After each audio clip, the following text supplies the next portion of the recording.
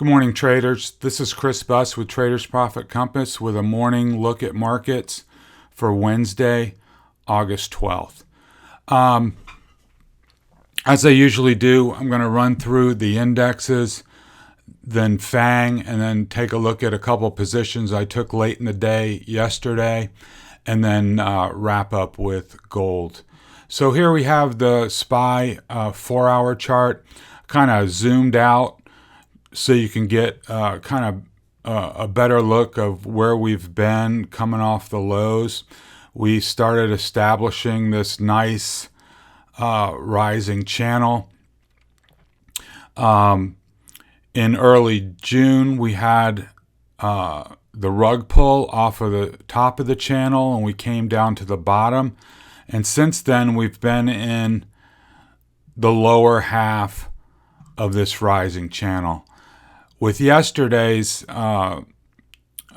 late day drop, we're now back again testing the lower side of this channel. You can see that all along the way, when we've had these touches, the buyers have stepped up and kept it within the channel, kept things going, and we'll see if that remains the case. But if we drop below, if we start closing below this lower channel, into the 330s, the 327s, the 325s, that'll trigger a 4-hour sell signal. And notice that even though we've had rising prices, momentum has been declining, and that's where your bearish divergences come in.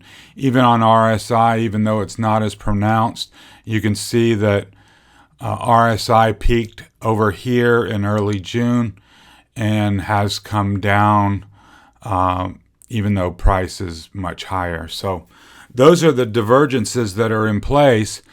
They haven't really meant much up to this point, but it's like anything else, they don't matter until they do. So I'll be watching this trend line today. Buyers have stepped in overnight and, pop futures up a little bit, but they're not really the ones that matter. What matter are, the institutions and the bigger players that are going to drive price. So if we start getting closes in here at any point in time, then we gotta sit up taller in the chair and respect the fact that we could be, in the early stages of a more corrective action. Zooming down to the 30-minute chart, you can see a lot more clearly we were in this rising wedge.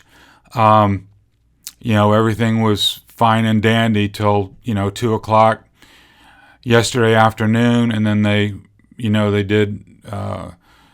pulled the rug pretty swiftly with an impulsive breakdown. And notice 332.40 got a nice tag of that level and a bounce. And like I said a minute ago, they've popped price overnight, bringing it back. You can use this level here, 334.33, as a reference level for a possible either a buy on a break above or a fade if you see weakness there and it stalls. I would expect price to come back in towards this 332.40 area. Just remember your rules of thumb. If price is working its way up and it recaptures a level from below, you can buy that with a stop just below and then look for the next level higher. If price were to come up and break 335.62, you can either simply just stay long or add to your position, but that's a place to move up your stops and then look for a move back up to the highs. And the same thing on the downside. If 332.40 breaks, you can sell that, look for a move down to the top of the gap, look for a gap fill, look for a move lower. And all the while expecting potential places for bounces at support. So it'll be interesting today to see if they can bounce this and recapture some of these levels. QQQ, pretty much the same story. I mean, really nice 4-hour trend. You can see all along the way, touches of the bottom of the channel have been met with buyers. Here we are with another touch. Do they step in here and bring it back up? Or does it break and we move back down into this, 263, 260, 259 level that we spent a lot of time, over here? Or do they step in and take it up? So we'll just have to see. Again, on the PPO, you can see that it peaked way back here and has been falling ever since.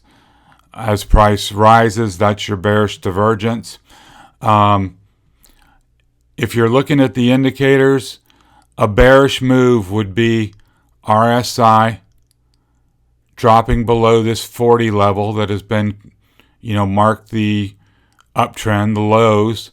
If it were to break below 40, and if the PPO would break below the 0 line, we would be looking for a deeper pullback. Once these move into their bearish zones, they usually stay there for a while. So those are things to watch on the 4-hour on QQQ. 30-minute chart, midday yesterday, I said that I thought you had to be leaning bearish below 270. That turned out to be a good call. Could not break above. We've got a series of lower highs and now lower lows. So this is, in a short-term downtrend. What price really needs to do is recapture 270 and hold it to kind of get back on firmer footing. For me, a nice long entry would be if price could take out this swing high right here at 271.50. Until it does that, I'm going to be a little skeptical. That doesn't mean you can't buy a dip down here at 263. That would be a logical place for a bounce. But bounces are different than getting long. Playing for a bounce is a counter trend trade. Getting long here is a counter trend trade because we're, in a short-term downtrend. So this pattern, lower highs and lower lows, favors lower prices.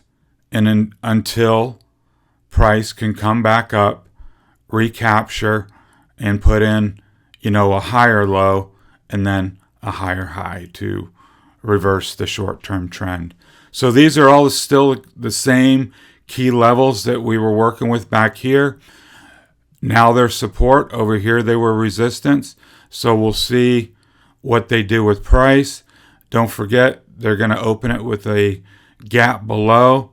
So don't be caught off guard, if they come back down real fast to touch yesterday's close to fill that opening gap. IWM, I just have the 30-minute view here, but it's really probably the most important for this one. The break of 157.50 was kind of bad. You can see there's no real technical support down in here.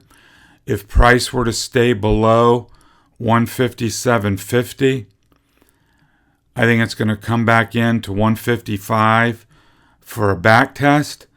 I think that would be a good place to anchor along if you had missed all this stuff in here. You've got an uptrend line for support, and you've got technical support at 155. I think that's a good place for a dip buy. Otherwise, if price recaptures 157.50, I think you can be long against it there. and look for a push back up to 160. If it can take out 160, we got a whole new operating range up to 165 to 167.50.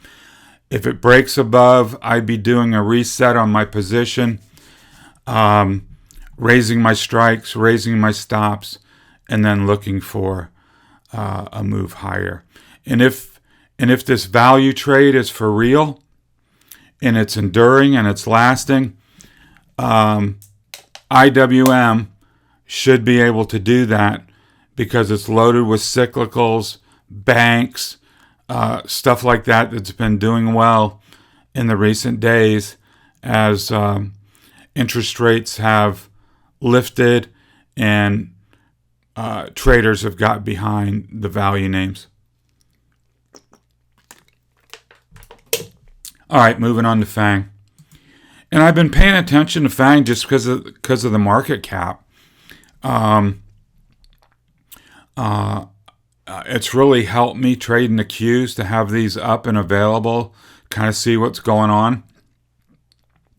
I was telling the guys in the trading room yesterday, with this action in here, I said, below 266.60, you gotta pencil in 256 because that was the next layer of support, and sure enough, it came down.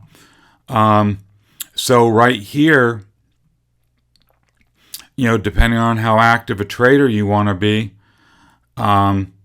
you can be long against 256 with a stop just below and look for a bounce back up here to your 266 level.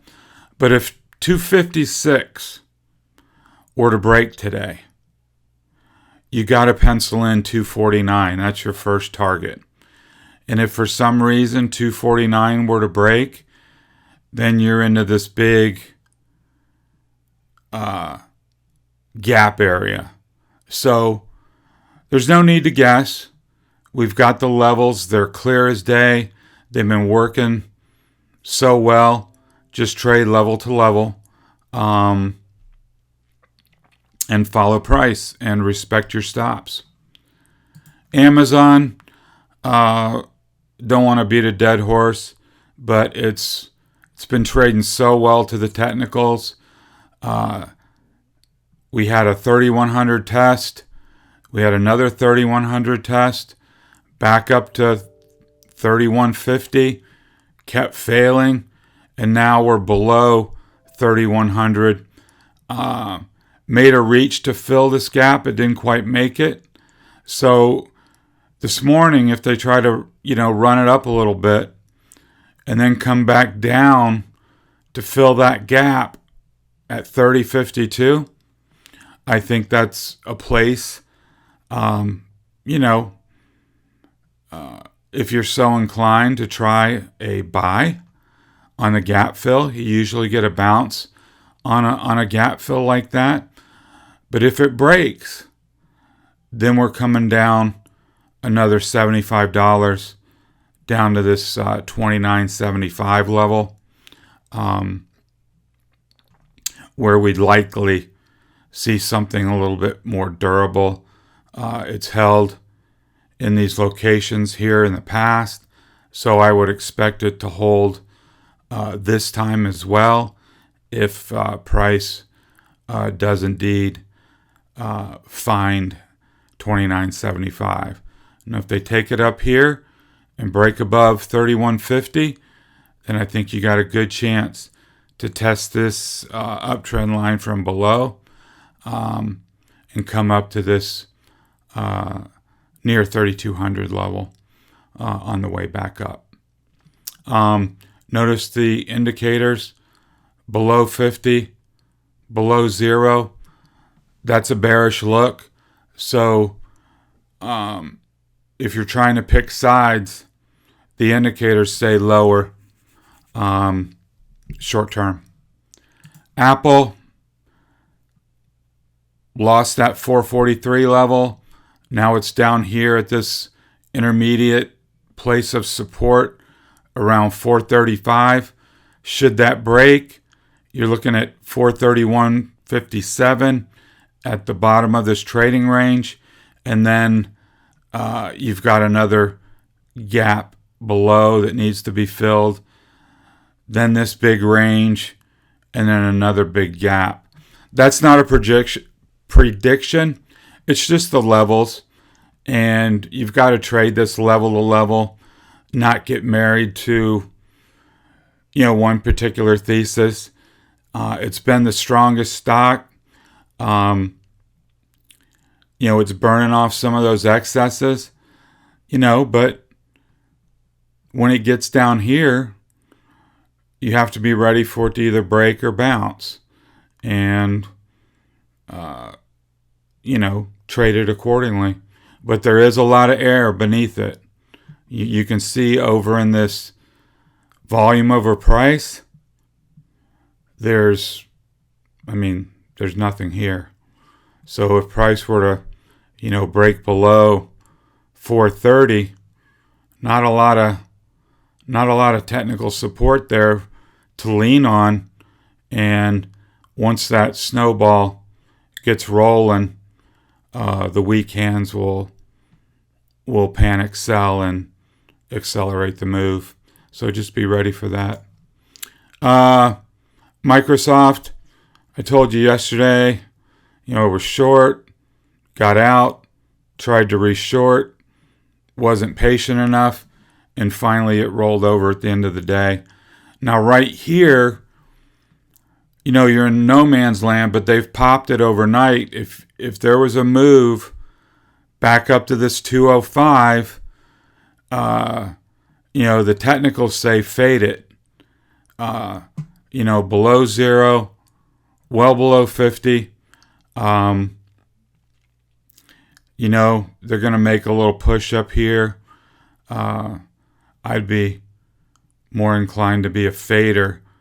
And I think they want to come back down here to this 200 level to check it out again.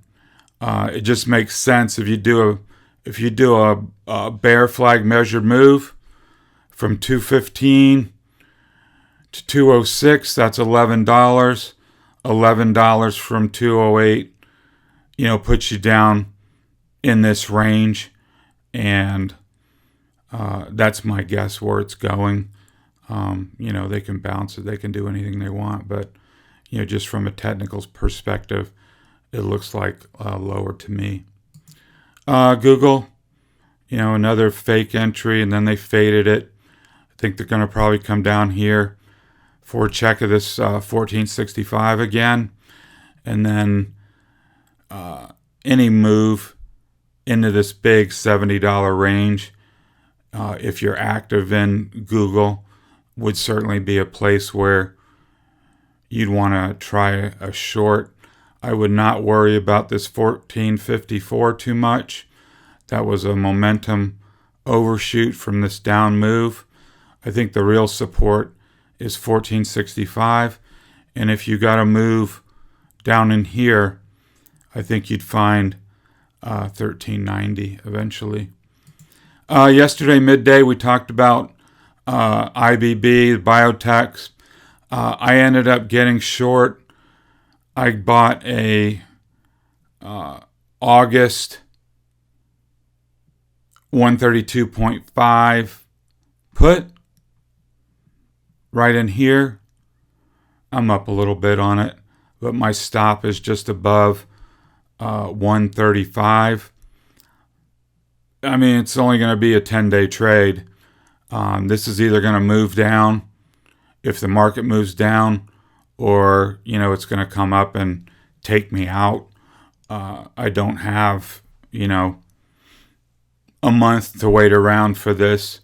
I thought that the break was significant enough to kind of factor in a quicker move. If I see it stalling or backing back up, I may take it off and do a rethink. So I'm looking for a fast follow through on that name. Monster was a name that I got in the last half hour of trade yesterday. Had this bracket set up. Earnings are already over. price made a move below the bracket. So I bought an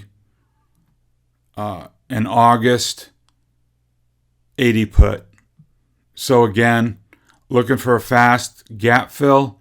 Probably going to need help with the market for that to happen. But price is under the ADMA and below the bracket and starting to roll over on the indicators. So we'll see if I get that fast move to the 20. If I do, I'm taking it off, booking it as a quick win. If price backs up into the box, I'll probably just take it off. So lastly, I want to talk about gold. It was a dramatic move yesterday. Is one of the nicest wins I've had in quite a while. Helps erase all the mistakes, all the screw-ups, bad trades, bad luck. You know, you need these every once in a while. I won't say it's lucky because I knew that this parabolic rise was going to end. Didn't know when, but it would. Got short in here on Friday.